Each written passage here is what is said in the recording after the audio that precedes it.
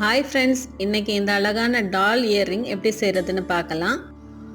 முதல்ல இது செய்கிறதுக்கு தேவையான பொருட்கள் என்னென்னு பார்த்துடலாம். ஃபர்ஸ்ட் இந்த பால் ஹெட் பின்னில் 2 லாரியல் சேர்த்துக்கலாம்.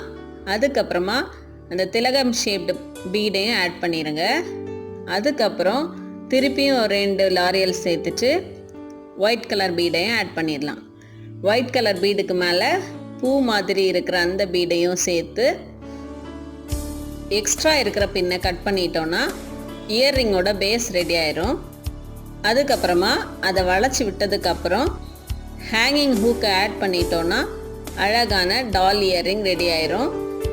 இந்த மாதிரி இன்னும் வீடியோஸ் பார்க்குறதுக்கு நம்ம சேனலை மறக்காமல் சப்ஸ்கிரைப் பண்ணிக்கோங்க.